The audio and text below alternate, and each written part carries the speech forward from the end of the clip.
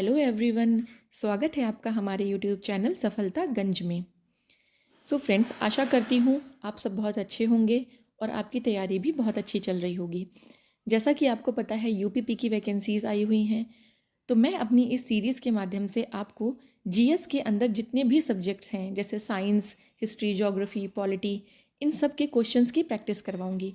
हमारी ये series completely question based होगी और हम इसमें मैक्सिमम क्वेश्चंस प्रैक्टिस करने की कोशिश करेंगे। थ्योरी पार्ट की बात करें तो जो क्वेश्चंस में थ्योरीज आती जाएंगी वो मैं आपको साथ साथ समझाती चलूँगी, और अगर आपको कुछ नहीं समझ में आता है तो आप कमेंट बॉक्स में कमेंट करके पूछ सकते हैं। वीडियो स्टार्ट करने से पहले मैं कहना चाहती हूँ हमारे चैनल को लाइक, शेयर एंड सब्सक्राइब ज़रूर करें, ताकि ऐसे ही बहुत अच्छा कंटेंट हम आप तक पहुँचाते रहें और आपकी हेल्प करते रहें। तो स्टार्ट करेंगे हम आज अपना जो टॉपिक है, जीव जगत का वर्गीकरण यानी क्लासिफिकेशन ऑफ एनिमल किंगडम।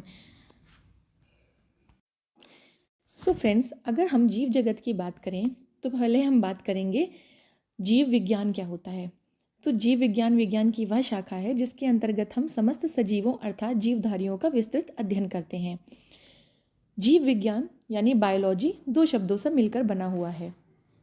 एक शब्द है हमारा बायोस और एक है लोगोस। बायो का मतलब होता है लाइफ या जीवन, और लोगोस का अर्थ होता है अध्ययन या स्टडी, मतलब जीवों का अध्ययन करना ही जीव विज्ञान कहलाता है। अब हम बात करेंगे सजीवों के कुछ गुण की। जैसा कि आप जानते हैं चीज़ें दो तरीके की ही हो सकती हैं, या तो सजीव होंगी या तो निर्जीव होंगी। तो यहाँ क्योंकि हम बायोलॉजी की बात कर रहे हैं यानी सजीवों के अध्ययन की बात कर रहे हैं, तो हम सजीवों के गुण की बात करेंगे। तो क्या गुण होते हैं सजीवों के? तो पहली अगर हम बात करें तो सजीव में वृद्धि होती है। वृद्धि मतलब ग्रोथ होती है। हम देखते हैं कि जब एक बच्चा पैदा होता है वो एक लिविंग बींग होता है, उसके बाद उसमें ग्रोथ होती है और वो ग्रोथ होकर एक अडल्ट ह्यूमन बन जाता है, एक वयस्क इंसान बन जाता है, क्योंकि उसमें ग्रोथ हो रही है और उसका डेवलपमेंट भी हो रहा है। यानी कि अगर कोई चीज़ सजीव है मतलब उसमें जीवन है, तो उसमें ग्रोथ होना यानी वृद्धि होना निश्चित है। दूसरी बात करें तो इसमें है पोषण। पोषण मतलब न्यूट्रिशन। अगर कोई चीज़ की वृद्धि हो रही है, अगर किसी चीज़ में वृद्धि हो रही है, ग्रोथ हो रही है, तो इट मीन्स उसको न्यूट्रिशन की भी ज़रूरत होगी। हमारे शरीर में वृद्धि होती है, कैसे होती है? हमें उसके लिए एनर्जी चाहिए होती है, जिसके लिए हम न्यूट्रिशन लेते हैं, उसके लिए हम खाना खाते हैं, जिससे हमें न्यूट्रिशन मिलता है, हमारा पोषण होता है और हमारे अंदर ग्रोथ होती है। तीसरी बात करें, सजीवों में पाचन होता है। पाचन मतलब डाइजेशन, आप सब जानते ही होंगे। हम जो खाना खाते हैं उस खाने से हमें एनर्जी निकालने के लिए, हम डायरेक्ट जिस खाने को खाते हैं उससे डायरेक्ट हमें एनर्जी नहीं मिल पाती है, तो हम पहले उसका डाइजेशन करते हैं, उसके बाद उसे एब्जॉर्प्शन यानी अवशोषण करते हैं, फिर उस एनर्जी को दूसरे फॉर्म में कन्वर्ट करके उसे यूज़ करते हैं। रेस्पिरेशन यानी श्वसन। जो सजीव हैं वो सांस लेते हैं, हमें पता है पेड़ पौधे भी सजीव हैं, उनमें भी रेस्पिरेशन होता है। इन ह्यूमन बींग्स में भी रेस्पिरेशन होता है, लेकिन वो हमारे में दिखता है बट पेड़ पौधों में वो दिखता नहीं है। नेक्स्ट पॉइंट है उत्सर्जन। उत्सर्जन का मतलब होता है एक्सक्रीशन। मतलब जो हमारे बॉडी में वेस्ट मटेरियल होता है उसको हम जब बाहर निकालते हैं किसी फॉर्म में, चाहे वो यूरिन के फॉर्म में हो चाहे वो फीसिस के फॉर्म में हो, तो उसे हम उत्सर्जन बोलते हैं। और जितने भी सजीव हैं उनमें उत्सर्जन होता है। और सबसे इम्पॉर्टेंट चीज़ प्रजनन। प्रजनन मतलब अपनी ही जैसे दूसरी जातियों को उत्पन्न करना, ठीक है, रिप्रोडक्शन बोलते हैं इसको इंग्लिश में। तो फ्रेंड्स, अगर ये सब लक्षण हैं किसी भी चीज़ में तो वो सजीव कहलाएगी। अब हम बात करेंगे जीव विज्ञान की शाखाओं के बारे में। जैसा कि हम जानते हैं जो जीव विज्ञान है उसको हम दो पार्ट में डिवाइड करते हैं। एक जंतु विज्ञान होता है जिसे हम जूलॉजी बोलते हैं, और एक प्राणी विज्ञान वनस्पति विज्ञान होता है जिसे हम बॉटनी बोलते हैं। जंतु विज्ञान में हम जंतुओं का अध्ययन करते हैं और वनस्पति विज्ञान यानी बॉटनी में हम पेड़ पौधों के बारे में स्टडी करते हैं।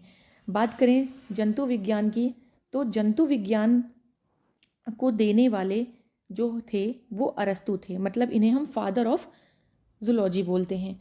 और बॉटनी को देने वाले थियोफ्रेस्टस थे, मतलब इन्हें हम फादर ऑफ बॉटनी बोलते हैं। अब हम बात करेंगे जीवधारियों के वर्गीकरण की यानी क्लासिफिकेशन ऑफ एनिमल्स की, सो या ऑर्गेनिज्म के क्लासिफिकेशन की। तो अगर हम बात करें तो जो जीवधारी होते हैं उनको हम सबसे पहले दो पार्ट में डिवाइड कर सकते हैं। एक होता है प्रोकैरियोट्स और एक होता है यूकैरियोट्स। प्रो का मतलब होता है, अगर हम बात करें इंग्लिश में तो इसका मतलब होता है प्रिमिटिव। प्रिमिटिव का मतलब होता है बहुत ही पुराना, यानी पहले के टाइप का, पुराने टाइप का।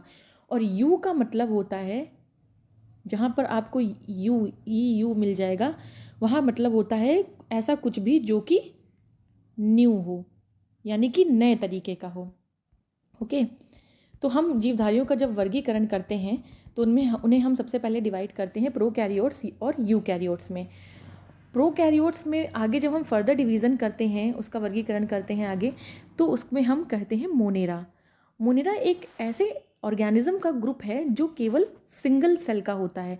सेल जैसा कि आप सब जानते होंगे, सेल के बारे में नहीं जानते हैं तो आगे के वीडियोज़ में मैं आपको सेल के क्वेश्चंस भी कराऊंगी, उसमें मैं आपको सेल के बारे में समझाऊंगी। सेल बेसिकली आप समझ लीजिए हमारे बॉडी की सबसे छोटी संरचनात्मक और क्रियात्मक इकाई होती है, यानी smallest unit of function and structure होती है। दूसरी बात करेंगे हम यूकैरियोट्स की।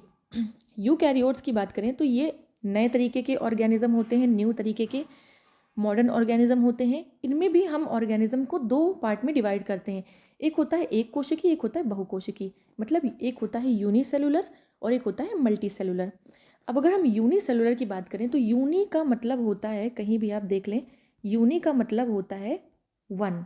मतलब ऐसे ऑर्गेनिज्म या ऐसे एनिमल्स जो एक सेल से मिलकर बने होते हैं, एनिमल्स भी आ सकते हैं और प्लांट्स भी आ सकते हैं, जो एक सेल से मिलकर बने होते हैं उन्हें हम यूनिसेलुलर या एक कोशिकीय बोलते हैं। और ऐसे ऑर्गेनिज्म जो बहुत सारी यानी एक से ज़्यादा सेल से मिलकर बने हुए होते हैं उन्हें हम बहुकोशिकीय बोलते हैं। अब जो यूनिसेलुलर्स भी होते हैं यानी एक कोशिकीय जो होते हैं उन्हें भी हम आगे फर्दर डिवाइड करते हैं प्रोटिस्टा। जितने भी यूनिसेलुलर यूकैरियोट ऑर्गेनिज्म होते हैं उन्हें हम प्रोटिस्टा बोलते हैं। उसके बाद मल्टी सेलुलर की बात करेंगे। मल्टी सेलुलर यानी कि बहुकोशिकीय को हम फर्दर दो पार्ट में डिवाइड करते हैं। एक होते हैं कोशिका भित्ति सहित, यानी कि विद सेल वॉल, मतलब सेल वॉल, कोशिका भित्ति का मतलब होता है सेल वॉल। और एक होते हैं कोशिका भित्ति रहित, मतलब जिनमें सेल वॉल नहीं होती है, विदाउट सेल वॉल। जो कोशिका भित्ति सहित मतलब जिनमें सेल वॉल होती है उनको आगे हम फिर दो पार्ट में डिवाइड करते हैं। एक वो जो प्रकाश संश्लेषण करते हैं, मतलब जिनमें फोटोसिंथेसिस की प्रोसेस होती है। आप जानते होंगे फोटोसिंथेसिस के बारे में, प्रकाश संश्लेषण के बारे में। हरे पौधों में यह प्रक्रिया होती है। हरे पौधों द्वारा अपना भोजन स्वयं बनाने की प्रक्रिया को ही हम प्रकाश संश्लेषण कहते हैं। इनमें आते हैं हमारे प्लांटी ग्रुप। जितने भी हरे प्लांट हैं, ग्रीन प्लांट्स हैं, वो सब प्लांटी ग्रुप में आ जाते हैं। दूसरा पार्ट है हमारा ऐसे पौधे, ऐसे ऑर्गेनिज्म जिनमें प्रकाश संश्लेषण नहीं होता है। अब इनमें प्रकाश संश्लेषण नहीं होता है मतलब इनमें ऐसी कोई चीज़ नहीं होती है, कोई चीज़ एब्सेंट होती है जो प्रकाश संश्लेषण के लिए ज़रूरी होती है। मतलब इनमें क्लोरोफिल नहीं होता, इसलिए इनमें प्रकाश संश्लेषण भी नहीं होता है। इनका एग्जाम्पल है फंजाई, या इन्हें हम कवक भी बोलते हैं। अब हम स्टार्ट करेंगे अपने क्वेश्चंस को। तो पहला क्वेश्चन है, लीनियस ने नामकरण की एक पद्धति का विकास किया जिसे कहते हैं एक नाम पद्धति, वर्नाकुलर, द्विनाम पद्धति या बहुनाम पद्धति। इस क्वेश्चन का आंसर देने के लिए पहले हमें ये जानना होगा कि लीनियस थे कौन। लीनियस एक स्वीडन के साइंटिस्ट थे और ये इनका पूरा नाम कैरोलस लीनियस था। Carolus Linnaeus. आगे बात करें तो कैरोलस लीनियस ने बेसिकली जीवों के नामकरण की एक पद्धति दी, एक पैटर्न दिया, जिसको हम द्विनाम पद्धति बोलते हैं या बाइनोमियल नोमेनक्लेचर बोलते हैं। इस पद्धति के अनुसार किसी भी ऑर्गेनिज्म का, चाहे वो प्लांट हो, चाहे वो एनिमल हो, या कोई भी माइक्रो ऑर्गेनिज्म क्यों ना हो, इसमें हम जब उसका साइंटिफिक नेम यानी वैज्ञानिक नाम लिखते हैं तो उसको दो पार्ट में डिवाइड करते हैं। एक होता है उसका वंश और एक होती है उसकी जाति। यानी एक होता है, वंश को बोलते हैं जीनस और जाति को बोलते हैं स्पीसीज। ओके, अब इसको लिखने के कुछ तरीके होते हैं। जब भी हम वंश का नाम लिखते हैं तो इसका पहला जो लेटर होता है, जो अल्फ़ाबेट होता है, वो हम कैपिटल में लिखते हैं हमेशा, और जो जाति होती है उसको हम हमेशा स्मॉल केस में लिखते हैं, यानी स्मॉल ABCD में लिखते हैं। और कैपिटल और जो वंश और जाति है दोनों के ही नाम जब हम लिख लेते हैं, जीनस स्पीसीज़ का पूरा साइंटिफिक नेम लिख लेते हैं, तो उसे हम अंडरलाइन ज़रूर करते हैं। तो ये बातें थी कुछ बाइनोमियल नॉमेनक्लेचर के बारे में जो हमें कैरलस लीनियस ने दिया था। तो उस हिसाब से आप सब समझ ही गए होंगे कि इसका आंसर क्या होगा। इसका आंसर होगा द्विनाम पद्धति। आगे बढ़ते हैं। दूसरा क्वेश्चन, नए वर्ग की न्यू सिस्टमैटिक्स शब्द का उपयोग सबसे पहले किसने किया था? Bentham and Hooker, Linnaeus, Julian Huxley या एपीडी कैंडोल? इस क्वेश्चन का आंसर देने के लिए हमें पता करना पड़ेगा कि किसने दिया था न्यू सिस्टमैटिक्स वर्ड। तो न्यू सिस्टमैटिक वर्ड सबसे पहले जूलियन हग्सले ने दिया था। मैं बता देती हूँ। इनके बारे में एक और क्वेश्चन है जो बहुत ज़्यादा एग्जाम्स में पूछा जाता है। इन्होंने एक स्टेटमेंट दिया था, एक कथन बोला था कि protoplasm is the basis of life.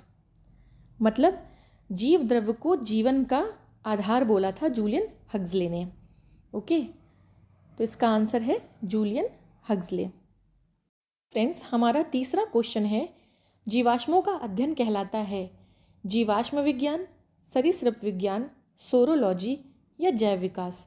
जैसा कि आपको क्वेश्चन में ही इसका आंसर दिख रहा है कि जीवाश्मों का अध्ययन जीवाश्म विज्ञान कहलाता है। अब बाकी के ऑप्शंस पे भी हम नज़र डाल लेंगे। बाकी के ऑप्शंस के हिसाब से ये आपका सरीसृप विज्ञान, सरीसृप विज्ञान सही आंसर हमारा जीवाश्म विज्ञान है। ठीक, सरीसृप विज्ञान को हम बोलते हैं हर्पीटोलॉजी। हर्पीटोलॉजी यानी सरीसृप विज्ञान में हम सरीसृपों का अध्ययन करते हैं। अब सरीसृप यानी रेप्टाइल्स इन्हें बोलते हैं। रेप्टाइल्स होते क्या हैं? रेप्टाइल्स बेसिकली वो जानवर होते हैं या वो एनिमल्स होते हैं जो रेंगते हैं। जैसे इसमें आता है हमारे क्रोकोडाइल्स, इसमें हमारे स्नेक्स आते हैं, इसमें लिजार्ड आती हैं, छिपकली, ये सब हमारे सरीसृप होते हैं। नेक्स्ट हमारा ऑप्शन जो है सोरोलॉजी। सोरोलॉजी का मतलब होता है स्टडी ऑफ लिजार्ड। छिपकली के अध्ययन को हम सोरोलॉजी कहते हैं। और नेक्स्ट है हमारा जैविक विकास। सिंपली इसे हम बोलते हैं बायोलॉजिकल इवोल्यूशन या बायोलॉजिकल डेवलपमेंट बोल सकते हैं। बायोलॉजिकली हमारे अंदर जो एडवांसमेंट हो रहा है उसे हम जैव विकास बोलते हैं। ओके, मूव करेंगे हम नेक्स्ट क्वेश्चन की तरफ।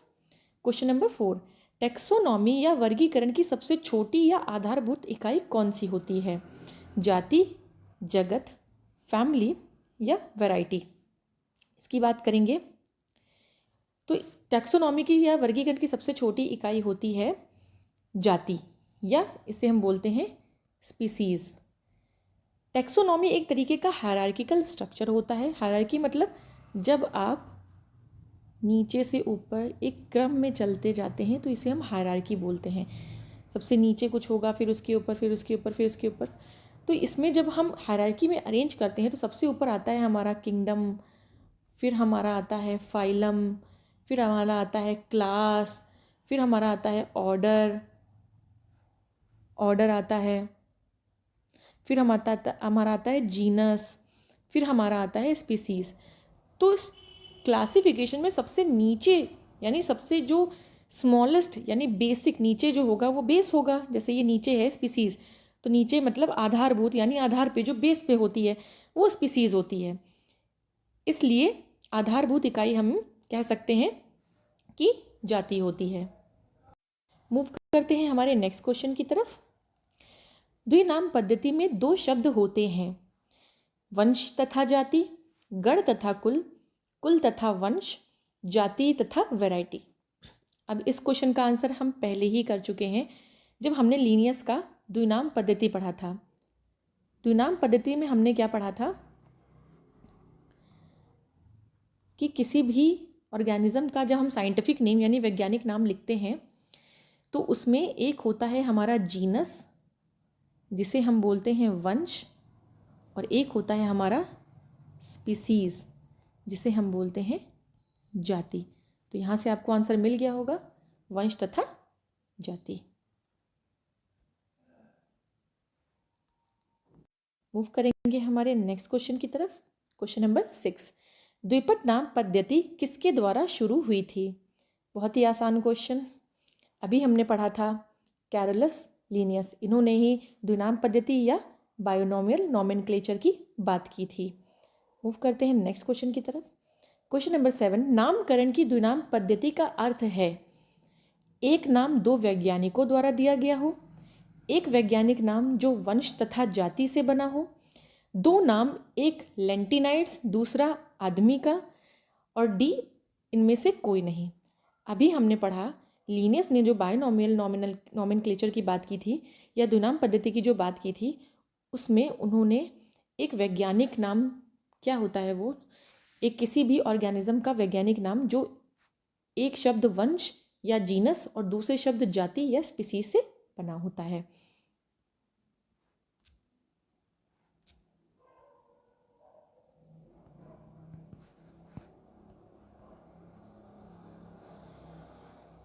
हमारे नेक्स्ट क्वेश्चन की तरफ। सजीव और निर्जीव के बीच की कड़ी किसे कहते हैं? बैक्टीरिया, वायरस, कवक या शैवाल? आई होप आपको इसका आंसर पता होगा, अगर नहीं पता तो मैं आपको बता देती हूँ। वायरस है इसका करेक्ट आंसर। अब वायरस जो होता है, वायरस उसमें दो तरीके के कैरेक्टरिस्टिक्स होते हैं, एक होते हैं लिविंग के, एक होते हैं नॉन लिविंग के, यानी निर्जीव के। लिविंग मतलब सजीव और नॉन लिविंग मतलब निर्जीव। जब वायरस होस्ट बॉडी के बाहर यानी कि आउटसाइड दी होस्ट बॉडी रहता है, होस्ट मतलब जिस पर उसे अटैक करना है, तो वो नॉन लिविंग कैरेक्टरिस्टिक शो करता है, मतलब वो निर्जीवों के लक्षण शो करता है। लेकिन जब virus inside the host body रहता है तब वो लिविंग के कैरेक्टरिस्टिक शो करता है। इससे पहले की स्लाइड में भी मैंने आपको लिविंग्स के कैरेक्टरिस्टिक बताए थे, सजीवों के गुण बताए थे, जैसे कि वायरस एंटर करता है तो वायरस मेटाबॉलिक एक्टिविटीज़ करता है। मेटाबॉलिक एक्टिविटीज़ लाइक रेस्पिरेशन वो करता है, और वो रिप्रोडक्शन करता है। रिप्रोडक्शन करके ही वायरस अपनी संख्या को बढ़ाता है होस्ट बॉडी के अंदर। ओके, तो मूव करेंगे नेक्स्ट क्वेश्चन की तरफ। वायरस को सजीव और निर्जीव के बीच की कड़ी क्यों कहते हैं? बहुत ही आसान क्वेश्चन, अभी मैंने आपको जस्ट एक क्वेश्चन पहले इसका आंसर दिया।